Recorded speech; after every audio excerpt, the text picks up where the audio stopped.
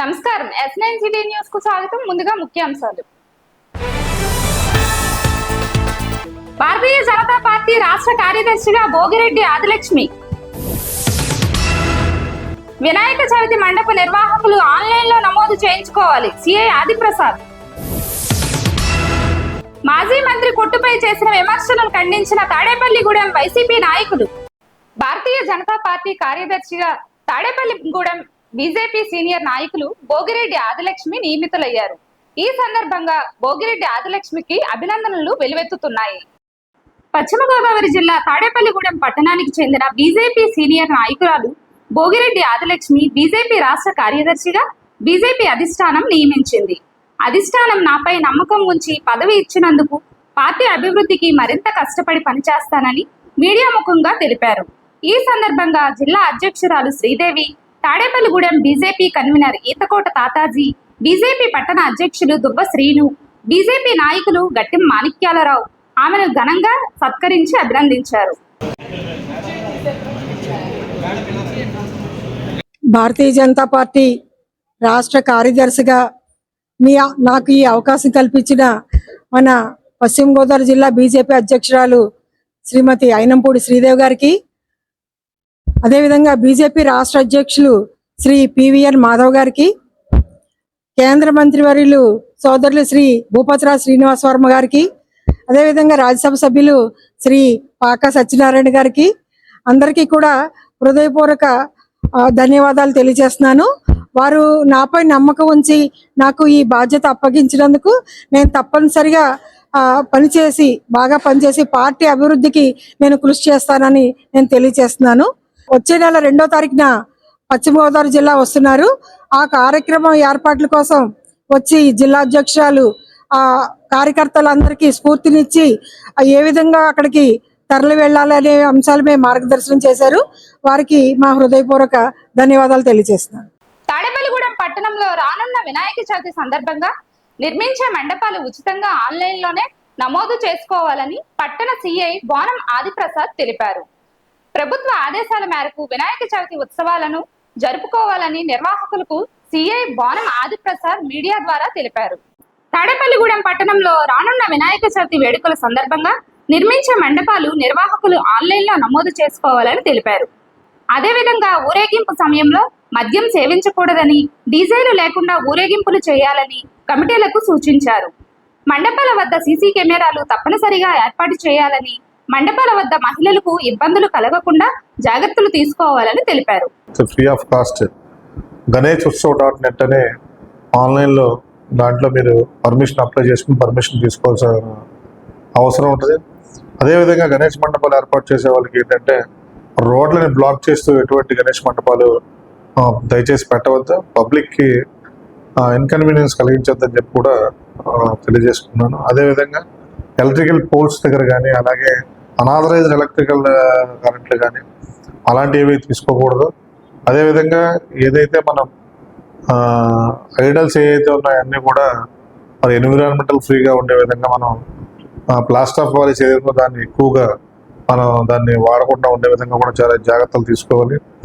అదేవిధంగా మనం వినాయక చవితి సందర్భంగా మనం భక్తి శ్రద్ధలతో చేసుకునే పండగ కాబట్టి దాన్ని భక్తి భావంతో చేసుకోవాలి తప్ప మండపంలో వేరే వేరే పాటలు, అలాగే సినిమా పాటలు అలాంటివి కాకుండా ఓన్లీ భక్తి భావంతో ఉన్న పాటలన్నీ పెట్టుకోవాలని. అదేవిధంగా వినాయక చవితికి సంబంధించి స్త్రీలు అందరూ కూడా ఎక్కువగా వస్తూ ఉంటారు కాబట్టి అక్కడ ఎక్కువగా గ్యాదరింగ్ కానీ, కుర్రోళ్ళు కానీ అలాంటి వాళ్ళు లేకుండా చూసుకుని వాళ్ళందరూ కూడా కొంచెం క్రమశిక్షణ కలిగి ఉండే విధంగా కమిటీ వాళ్ళంతా కూడా ఏర్పాట్లు చేసుకోవాలని కూడా మరి మనం చెప్పడం జరిగింది. అదేవిధంగా అక్కడ ఎక్కువగా మండే పదార్థాలు కానీ అవి ఏమీ లేకుండా చూసుకోవాలి. మ్యాక్సిమం సీసీ కెమెరాలు ఏర్పాటు చేసుకుంటే చాలా బాగుంటుంది. ఆ వినాయక ప్రతిమని ఆపోజిట్ చేస్తూ దానికి ఏమైనా సీసీ కెమెరాలు ఏర్పాటు చేసుకుంటే ఉత్తమంగా ఉంటుంది. అలాగే ఊరేగింపులు కానీ, విగ్రహ నిమజ్జనం టైంలో కానీ, ప్రొసెషన్లో కానీ ఉంటే బాణసంచాకి ఎటువంటి అనుమతి లేదు. అలాగే డీజేలు సౌండ్ సిస్టంలో పెట్టి ఎదుటి వాళ్ళకి ఇబ్బంది కలిగించే విధంగా కూడా ప్రవర్తించకూడదు. దీనిలో భాగంగా మనం డీజే అండ్ సౌండ్ లైటింగ్ వాళ్ళతో కూడా మనం మాట్లాడి కౌన్సిలింగ్ కూడా చేయడం జరిగింది. అలాగే గణేష్ ఉత్సవ కమిటీలు ఏదైతే ఉందో దాంట్లో అందరికీ కూడా మనం ఉత్సవ కమిటీల దగ్గరికి వెళ్ళి వాళ్ళందరికీ కూడా కౌన్సిలింగ్ కూడా నిర్వహించడం జరుగుతూ ఉంది. తాడేపల్లిగూడెం పోలీసు తరపు నుంచి వినాయక చవితి అనేది మరి అందరూ చేసుకునే మంచి పండగ కాబట్టి ఆ పండగ వాతావరణంలో చేసుకోవాలని, ఏదో దీన్ని December 31 లాగా లేదా January 1 లాగా జరుపుకోకూడదని చెప్పేసి ప్రజలందరికీ కూడా విజ్ఞప్తి చేస్తున్నాను. అదేవిధంగా ఏదైనా పోలీసు నిబంధనలు కానీ లేదంటే వేరే విధంగా కానీ ప్రవర్తన వాళ్ళందరి మీద కూడా ఖచ్చితంగా చట్టపరంగా చర్యలు కూడా తీసుకుంటామని తెలియజేస్తున్నాను. Thank you. ఇటీవల మాజీ మంత్రి కొట్టు సత్యనారాయణపై బీజేపీ నాయకుడు నర్సే సోమేశ్వరరావు, కాంగ్రెస్ నాయకుడు మర్నేడి బాబ్జీ చేసిన విమర్శలకు ఖండించిన తాడేపల్లిగూడెం వైఎస్ఆర్సీపీ నాయకులు ఈ సందర్భంగా శనివారం వైఎస్ఆర్సీపీ కార్యాలయంలో మీడియా సమావేశం ఏర్పాటు చేసి మాట్లాడారు. వైఎస్ఆర్సీపీ నాయకులు మాట్లాడుతూ తాడేపల్లిగూడెం నియోజకవర్గం చరిత్రలో అభివృద్ధి అంటే కొట్టు సత్యనారాయణ అని ఆంధ్రప్రదేశ్ లో అందరికీ తెలుసని అన్నారు. నియోజకవర్గం రూపురేఖలు మార్చిన నాయకుడు కొట్టు సత్యనారాయణ. అలాంటి నాయకుడిపై లేనిపోని విమర్శలు చేస్తే వైఎస్ఆర్సీపీ నాయకులు చూస్తూ ఊరుకోమని తెలిపారు. ఈ సమావేశంలో ముప్పిడి సంపత్ కుమార్, కులుకులూరి ధర్మరాజు, కర్రి భాస్కర్ రావు, చిటికన ప్రసాద్, బొద్దని శ్రీనివాస్, తాడేపల్లి మోషే, గుండెమోగుల సాంబయ్య, చెన్న జనార్దన్, ఏలిశెట్టి నరేంద్ర, గారపాటి వీరకుమార్ తదితరులు పాల్గొన్నారు. విమర్శించవచ్చు, కానీ వాళ్ళు మాట్లాడినటువంటి భాష, వాళ్ళు మాట్లాడినటువంటి ఫిజిక్స్ అవి చూస్తూ ఉంటే ఈవేళ ప్రజలందరూ ఆలోచిస్తున్నారు, ఏంటి ఇదంతా? ఇప్పుడు ఈవేళ అధికారం ఎవరి చేతిలో ఉంది? కూటమి చేతిలో ఉంది. మరి కూటమి చేతిలో అధికారం అనేటువంటిది సంవత్సరం 4 నెలలు బట్టి అధికారంలో ఉండి అధికార పక్ష సభ్యులు ప్రతిపక్ష సభ్యులను విమర్శించడం, మరి ఏవో జరిగిపోయినాయి అని చెప్పేసి విమర్శించడం, మరి ప్రజలందరికీ మనం తెలివి తక్కువ ఏం కాదు, ప్రజలందరూ గమనిస్తూ ఉన్నారు. మరి అధికార పక్షంలో ఉన్నటువంటి వాళ్ళు వారి కార్యక్రమాలను నిర్వర్తించవచ్చు. ప్రతిపక్షం యొక్క బాధ్యత ఏంటి? అధికార పక్షం చేసేటువంటి పనుల్లో ఏమైనా అవకతవకలు ఉంటే వాటిని ఎత్తి చూపి ప్రజలకు న్యాయం జరిగేలాగా సూచనలు ఇవ్వడం. ఆ సూచనలు ఇస్తే మరి వాళ్ళకి ఎందుకో మరి అర్థం కావట్లేదు. మరి మాట్లాడారు. కొట్టు సత్యనారాయణ గారు అనేటువంటి వ్యక్తి 7 సార్లు పోటీ చేశారు, 2 సార్లే నగ్గారు. అదేంటి ఆ ప్రజాస్వామ్యంలో ఏ వ్యక్తికైనా ఎన్నిసార్లైనా పోటీ చేసేటువంటి అర్హత రాజ్యాంగబద్ధంగా ఉంది. ప్రజలు అధికారం ఇవ్వచ్చు, ఇవ్వకపోవచ్చు. ప్రజాసేవ చేసేటువంటి నాయకుడు పోటీ చేస్తాడు, ఓడిపోయినా నగ్గినా ప్రజాసేవలోనే ఉంటాడు.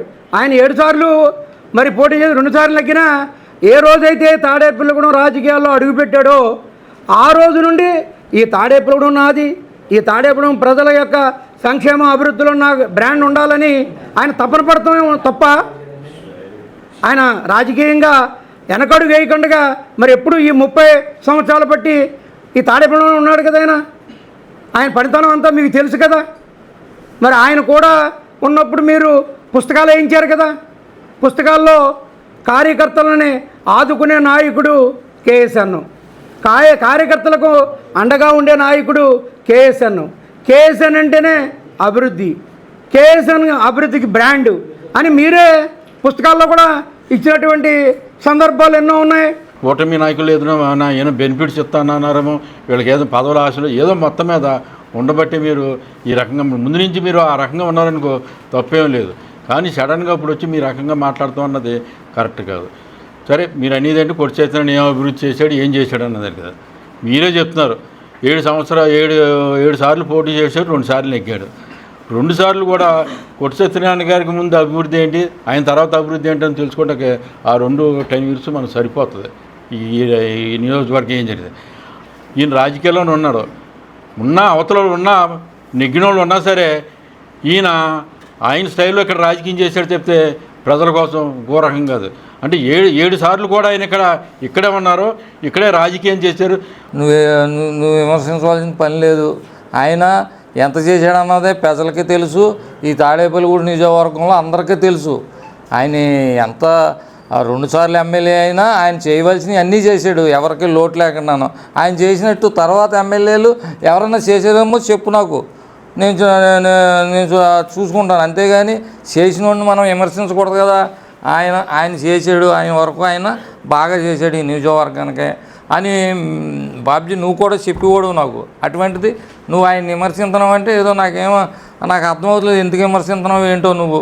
తాడేపల్లిగూడెం పట్టణంలో స్వచ్ఛంద స్వచ్ఛ భారత్ కార్యక్రమంలో మున్సిపల్ సిబ్బంది మరియు రెవెన్యూ సిబ్బంది సంయుక్తంగా ర్యాలీ నిర్వహించారు.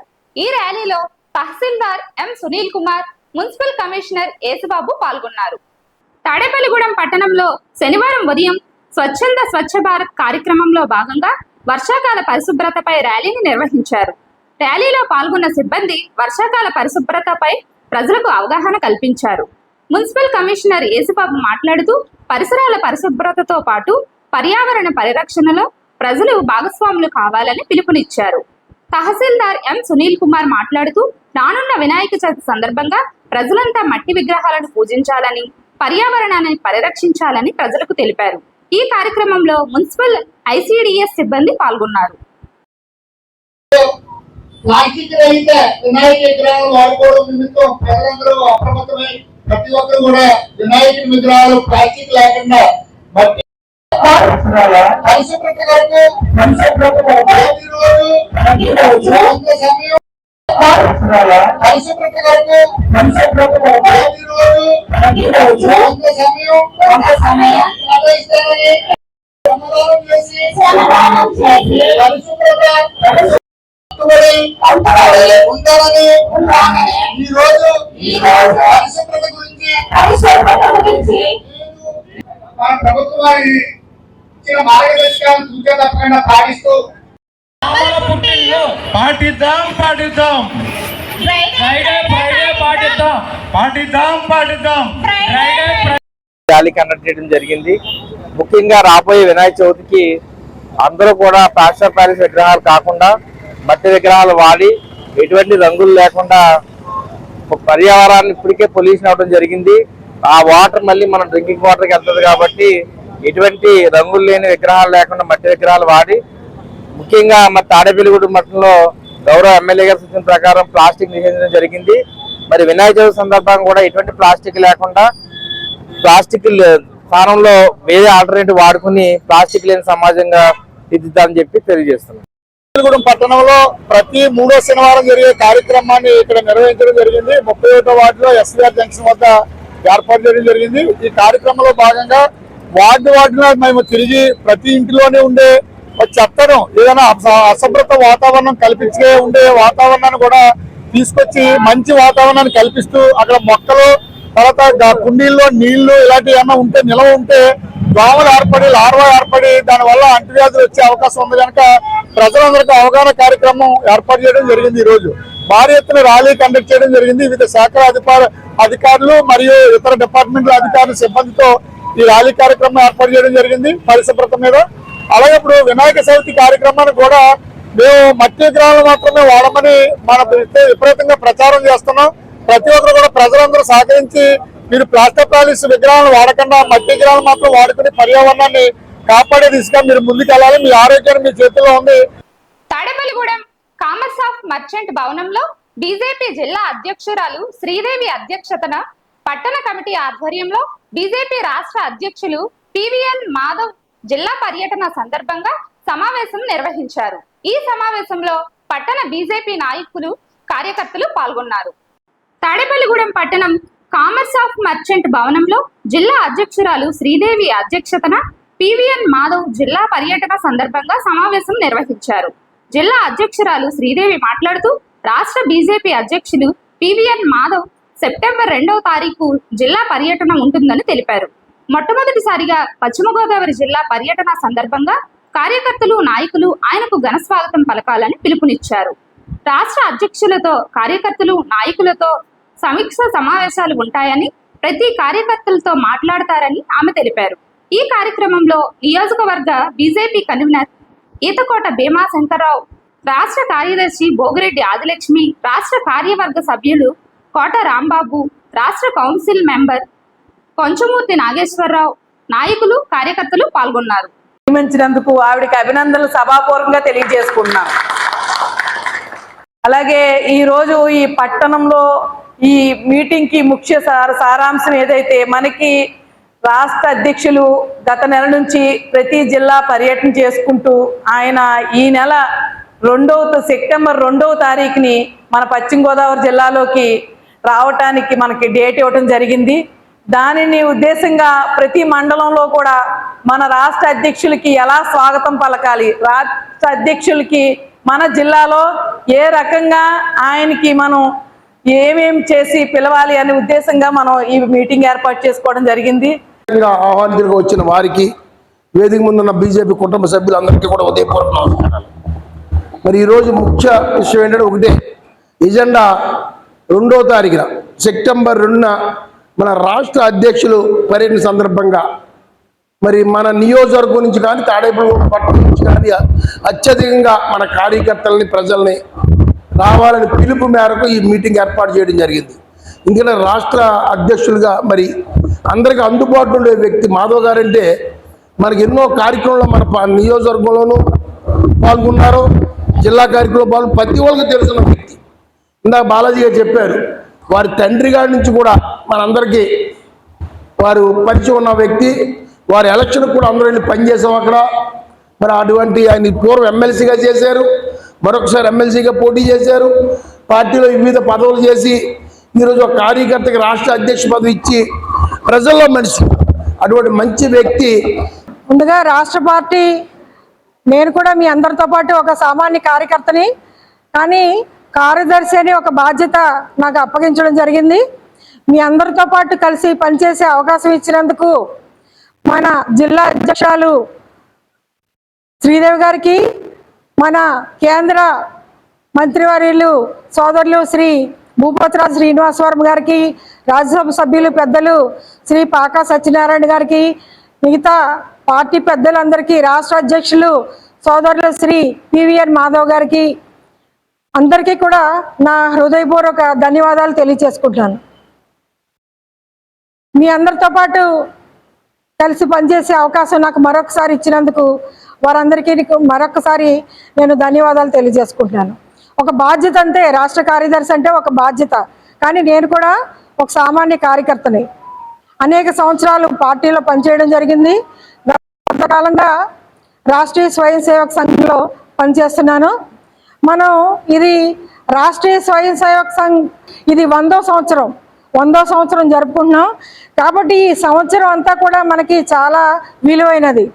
ఈ వార్తలు ఇంతటితో సమాప్తం. తిరిగి మరలా రేపు కలుసుకుందాం.